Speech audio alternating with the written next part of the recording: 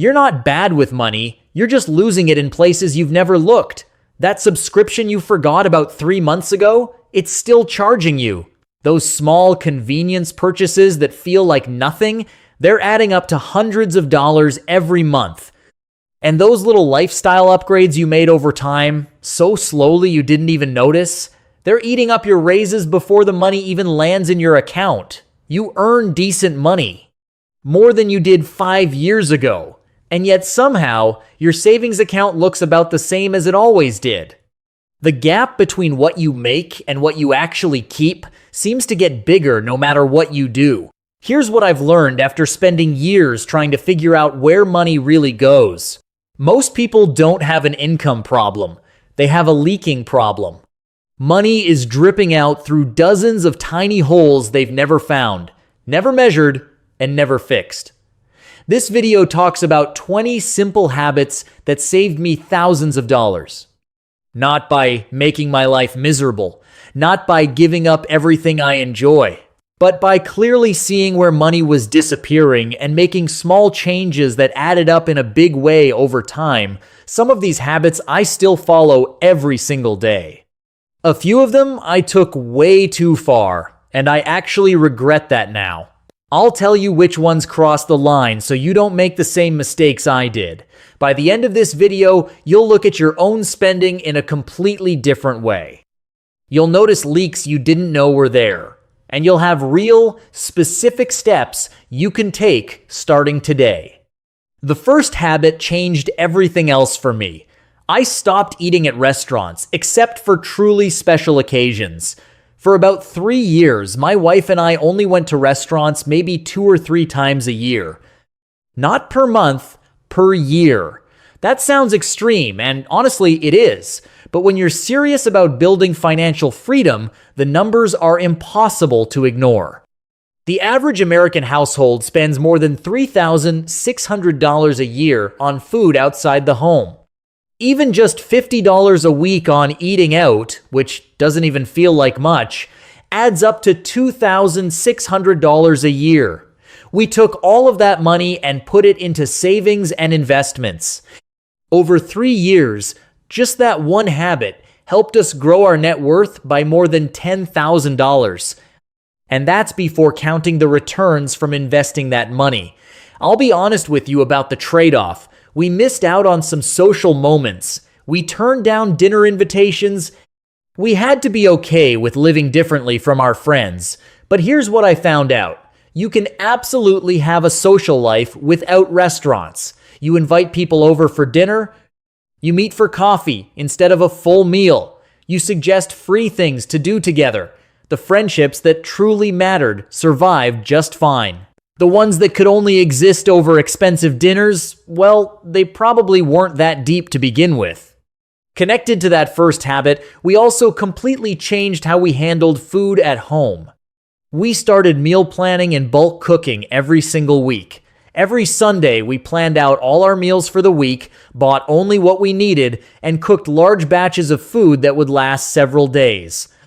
Rice, beans, chicken, potatoes, vegetables, simple ingredients made in big portions. This one habit fixed multiple money leaks at the same time. Food waste dropped to almost zero. The average American household throws away more than $1,000 worth of food every year. When you plan carefully and cook exactly what you buy, that waste basically disappears. Random grocery purchases stopped too. When you walk into a store with a specific list for specific meals, you're not wandering around tossing things into your cart for no reason, and the temptation to order takeout went away on its own. When there's already good food sitting in your fridge ready to eat, paying 3 times more for delivery stops making any sense. You'd be spending way more for something less convenient than just opening your refrigerator. Now, I have to be honest here. We did take this one too far. For several years, we ate chicken and rice, or chicken and beans, almost every single day because it was the cheapest protein we could find. The savings were real, probably a few $1,000s over those years. But today, I genuinely don't enjoy chicken anymore. I ate it so many times that it stopped being appealing. That's a real cost that never shows up in any budget spreadsheet. So please, find a version of meal planning that actually works for your life long term. One habit that required zero ongoing effort was automating my savings before I ever had a chance to spend the money. Most people save whatever is left over at the end of the month. This approach is backwards, and it's exactly why most people never save enough. There's always something that takes the leftover money. An unexpected bill, a social event, a purchase that felt completely reasonable in the moment. The solution is simple. Move money to savings and investments automatically on the same day your paycheck arrives. Before you see it, before you can spend it, before your brain even registers it as money you have available. I set up automatic transfers to savings accounts and investment accounts that went out on payday. The money was gone before I could decide to do anything with it. My spending naturally adjusted to whatever was left.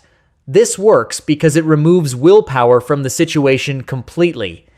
You're not fighting yourself every month about whether you should save. The system does it for you.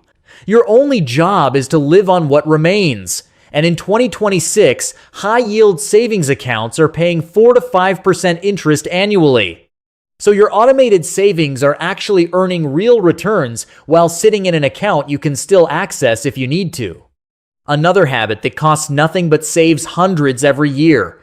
I learned to negotiate my bills instead of just paying them like they were locked in stone. Your internet bill, your phone plan, your insurance, your subscriptions. These companies raise their prices all the time because they know most people won't notice or won't bother to push back. Spending just 1 hour comparing prices, threatening to cancel, or actually switching providers can save you hundreds of dollars a year. 1 hour of your time. That's probably the best paying use of your time you'll ever find. Every year I call my internet company and tell them I'm thinking about switching to a competitor. Almost every single time they offer me a discount or a special rate to keep me as a customer. The same thing works with insurance. Getting a quote from another company often causes your current insurer to match it or come close. In 2026, comparison tools make this even easier than before.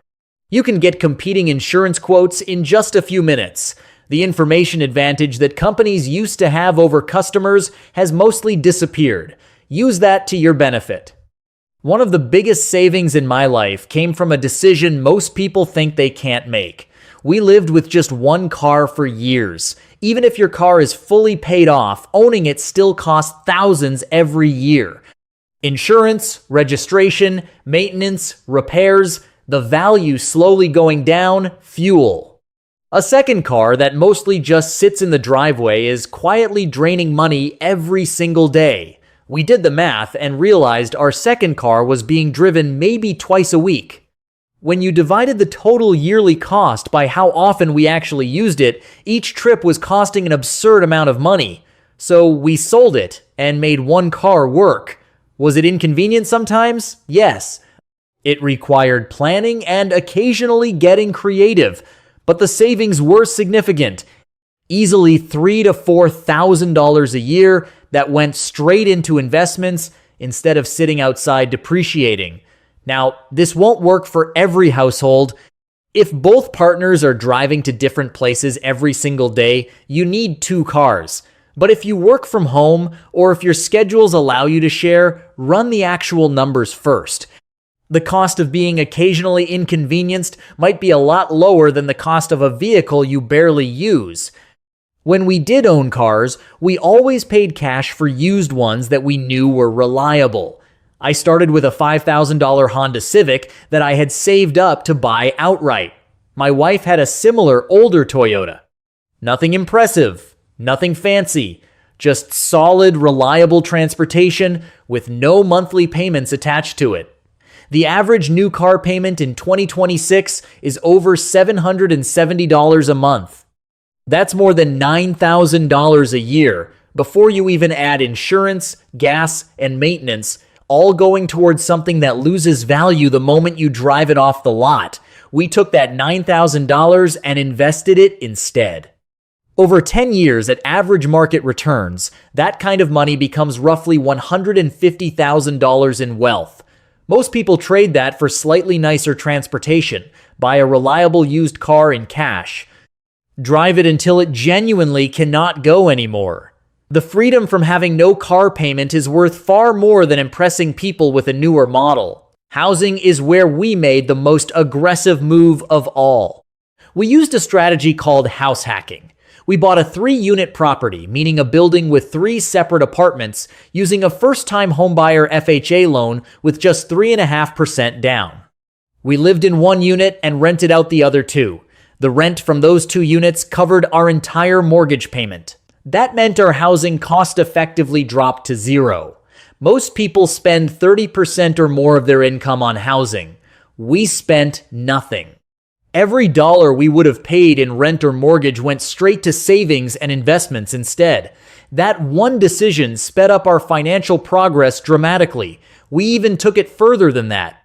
One of our units had 4 separate bedrooms, so we added a bathroom and rented each room individually on Airbnb. That brought in around $2,000 a month in profit after paying the mortgage, taxes, and insurance, all while we were living in the same building. Honestly, this single strategy is probably what allowed me to leave my regular job years earlier than would have otherwise been possible. When your biggest expense disappears entirely, everything else becomes so much easier. House hacking isn't for everyone. I get that. It means becoming a landlord. It means dealing with tenants and maintaining a property.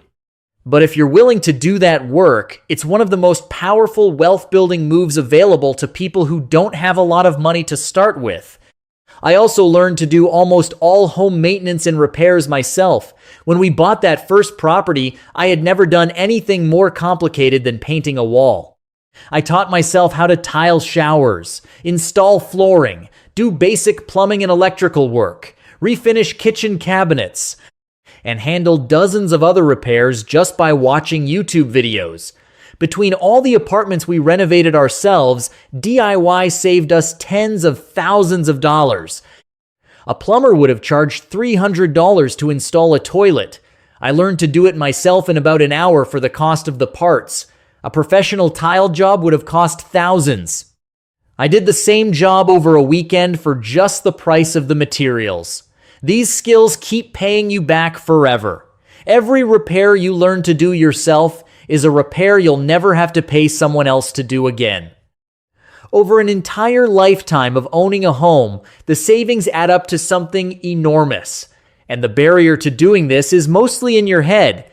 Most people assume they can't do it simply because they've never tried. But the truth is, most home repairs are far simpler than they look. Start with something small. Replace a faucet. Fix a running toilet. Patch a hole in the wall. Build your confidence with easy stuff. Then slowly take on bigger projects as you go.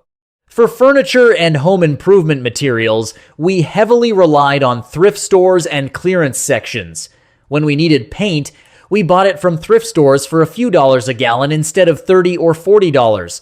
When we needed appliances, we bought from the clearance section at home improvement stores, where items with cosmetic scratches or dents sell for 50% off or more. I actually turned this into a side hustle for a while. Every time I walked into a Lowe's, I'd check their dented and dinged section. If there was an appliance priced well below what it would normally cost, I'd buy it, load it in my car, and resell it for a profit. The margin on a slightly scratched refrigerator that works perfectly can be several $100s. And think about it. Your appliances are going to get scratched and dented anyway after a few months of normal use. Paying full price for something perfect that's going to get dinged up regardless makes very little financial sense. When it came to technology, I avoided the upgrade cycle completely by buying refurbished devices. For years, I used refurbished Google Pixel phones that cost around $100 on Amazon. They did 98% of everything a brand new flagship phone could do. The camera was slightly less sharp, the processor was a tiny bit slower, my text bubbles were green instead of blue. None of that actually affected my daily life in any meaningful way. I saved roughly $800 to $1,000 per phone cycle compared to people buying brand new iPhones every 2 years. The only reason I eventually upgraded to a newer phone was because I became a content creator and genuinely needed better camera quality. That was a business tool that helped me earn money, not a status purchase. Most people upgrade their phones, laptops, and other gadgets far more often than they actually need to.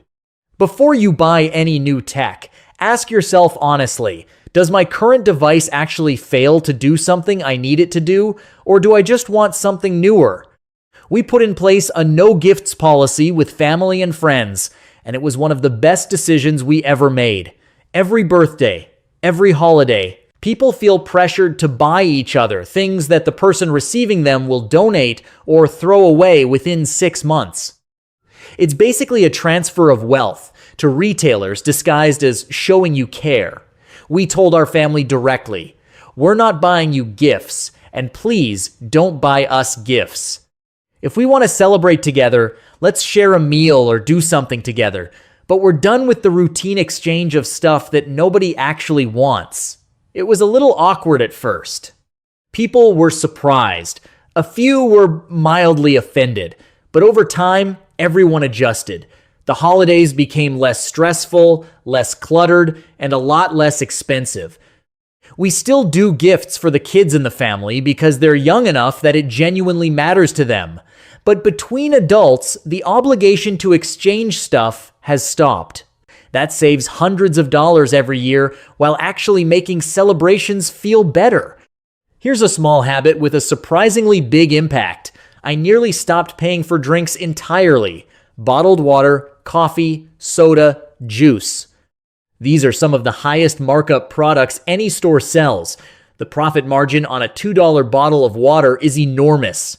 That $4 coffee is made from a few cents worth of beans and milk. I carry a water bottle with me everywhere I go. I make coffee at home. When I'm at a restaurant, I order water. The saving on any one purchase seems tiny, but it adds up to hundreds or even thousands of dollars a year. A daily $5 coffee habit costs over $1,800 a year. That same amount invested for 30 years at average market returns becomes roughly $40,000. The coffee isn't the problem. What it costs you in the long run.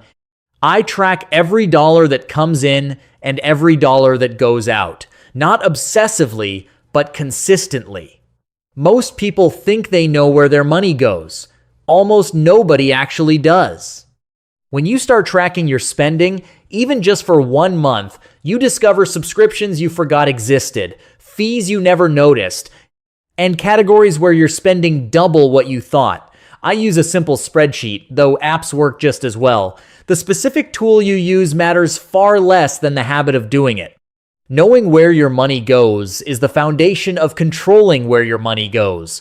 Tracking reveals patterns you simply cannot see otherwise. You notice that your grocery bill goes up on days you shop while hungry. You realize that certain social situations reliably trigger impulse buying. You find out that entire categories you considered necessary are actually optional. Once you see that you're spending $400 a month on food delivery, you can't unsee that number. And that number becomes its own motivation to change.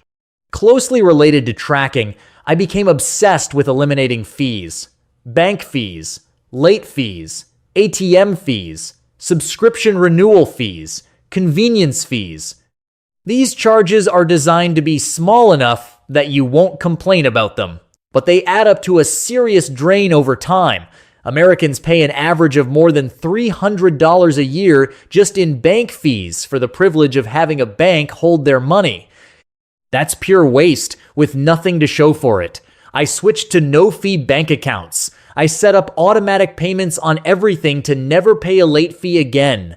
I stopped using out-of-network ATMs entirely. And I review my subscriptions every month and cancel anything I haven't actively used. All of those changes took maybe 1 hour to set up and a few minutes of attention each month to maintain. The savings continue forever. Before any non-essential purchase, I apply a waiting period. Some people call it the 30-day rule. When I want something that isn't a genuine need, I write it down and wait.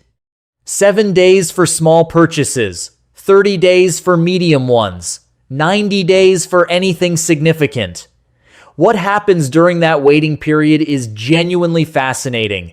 Most of the desire just fades away on its own. Something that felt urgent and absolutely necessary slowly loses its hold on you. By the time the waiting period ends, you often can't even remember why you wanted it so badly. This rule doesn't stop you from buying things you truly value. It just exposes which desires were real and which ones were temporary impulses. The purchases that survive the wait are usually the ones you'll actually use and appreciate. The ones that fade were never going to be worth the money. We also experimented with no-spend challenges, periods where we bought absolutely nothing beyond true necessities. A no-spend day is easy. Just don't buy anything you don't genuinely need. A no-spend week is harder, but manageable. A no-spend month is a complete reset that shows you just how much habitual spending you do without ever noticing. During these challenges, you discover how often you spend money out of boredom rather than actual need. You realize how many purchases are really just attempts to solve emotional problems that money can't fix. After a full no-spend month, your habits are genuinely different. The automatic urge to just buy something gets interrupted. You return to your normal life with clearer vision and more purposeful spending. One principle I apply to almost every purchase is calculating the cost per use before I buy anything. A $50 shirt worn 50 times costs $1 every time you wear it. A $100 jacket worn 200 times costs 50 cents per wear. But a $20 sale item worn only twice costs $10 per use, making it actually more expensive than the pricier options. This completely changes how you think about value. The question is never just, is this cheap? The real question is, how much will each use cost me? This way of thinking often justifies spending more money on things you'll use heavily. A high-quality item with a long lifespan and frequent use is actually cheaper in the long run than a budget version you replace over and over again. It also instantly reveals purchases that make no sense at any price. A ski jacket for someone who goes skiing once every 3 years will have terrible cost per use, no matter how big a discount you get on it. Thinking along those same lines, I joined buy nothing groups and local sharing communities for items I only need temporarily. Need a ladder for a one-day project? Borrow one. Need a drill for a single repair? Someone nearby has one sitting unused. Need a stroller for visiting family? It's available for free without having to buy one. These groups create small local economies where spending becomes completely optional. You share the things you don't use. Others share with you. The cost disappears. The need to personally own every possible tool goes away entirely. This is especially powerful for things you'd only use a few times a year. Camping gear, specialty tools, items you only need for a specific occasion. Owning these means paying full price to use them twice annually. Borrowing means paying nothing at all. Perhaps the most important habit of everything I've listed was deliberately avoiding lifestyle inflation even as my income grew. When most people start earning more money, they immediately start spending more money. A raise leads to a nicer apartment. A bonus leads to a better car. A promotion leads to upgrades in every direction. Within a few months, the higher income has been completely absorbed by higher spending, and the savings account looks exactly the same as before. We made a conscious decision to keep our expenses flat regardless of how much our income grew. When my side projects started generating extra money, we didn't expand our lifestyle. When YouTube started producing real revenue, we maintained the same basic spending habits we'd had back when I was cleaning office buildings at night. All of the additional income went straight to savings and investments. The gap between what we earned and what we spent kept getting wider, which made building wealth happen so much faster. This required constantly resisting the pull toward upgrading. Friends asked us why we still drove the same old cars and lived the same way, even when it was obvious we were earning more. But lifestyle inflation is exactly why high earners so often feel just as financially stressed as people who earn much less. Their spending just expands to fill whatever they make. The only real escape is intentionally keeping your expenses separate from your income. The final habit was stacking side hustles. Always having multiple income streams beyond my main job. While I was cleaning office buildings at night, I was simultaneously starting a YouTube channel, doing construction work during the day, and getting my real estate license. Most of those attempts failed. YouTube eventually worked out, but the whole approach was never about any single thing succeeding. It was about casting a wide net and increasing the chances that something would connect. The more things you try, the more likely something eventually works. I gave up video games, television shows, and most leisure time for several years just to make room for building income streams. Every night and every weekend went toward creating something that could eventually free me from needing my main job. That sounds extreme because it was. Not everyone wants or needs to sacrifice that much. But if you genuinely dislike your current job and want a way out, your nights and weekends are when you build the exit door. Now let me be fully honest about where I went wrong. Some of these habits went too far.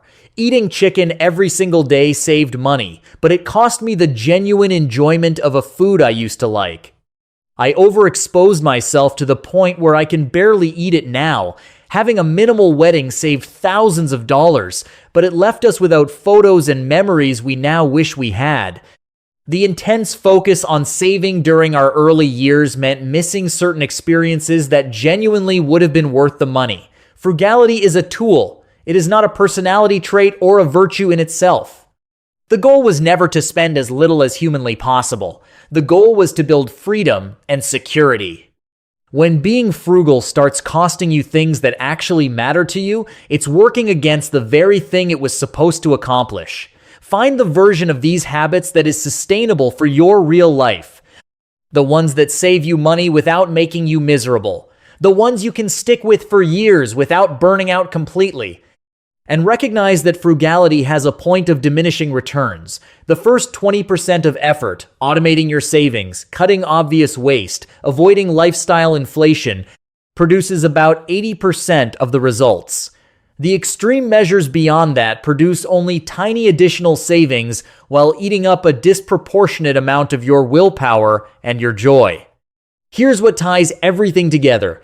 Every single habit I've talked about is practical financial awareness in action, not the textbook kind about compound interest formulas. The real kind, the kind that's about seeing where your money actually goes and making conscious, deliberate choices about it. Most people never look at their spending this closely.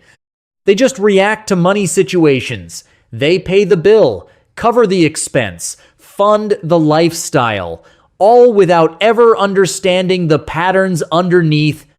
That lack of awareness costs them thousands of dollars every single year, year after year, for decades on end. The people who build real wealth are not necessarily the ones who earn the most. They're the ones who see clearly where money is leaking out and systematically close those holes. They're the ones who make spending a choice rather than a habit. I've put together a complete breakdown of financial literacy that goes much deeper than just frugal habits. It covers the entire system of how money works, how wealth compounds over time, and how to build structures that grow your net worth automatically, even while you sleep. If any of what I shared today resonated with you, if you recognize leaks in your own finances or spotted opportunities you haven't taken advantage of yet, that video will give you the full framework for making your money work for you, instead of quietly disappearing into expenses you barely notice. Most people will watch this video, nod along, and then change absolutely nothing. They'll keep spending on autopilot, keep wondering where the money went. Keep feeling like they're not getting ahead even though they're earning a reasonable income. Don't be most people. Pick 3 habits from this video. Put them into practice this week. Track the savings for 1 month and watch how quickly small changes start to compound. The leaks in your finances are real. They are costing you thousands of dollars. But they are also completely fixable, often with very little effort and zero sacrifice of the things that actually bring you joy and meaning. The money is there, you just have to stop letting it escape.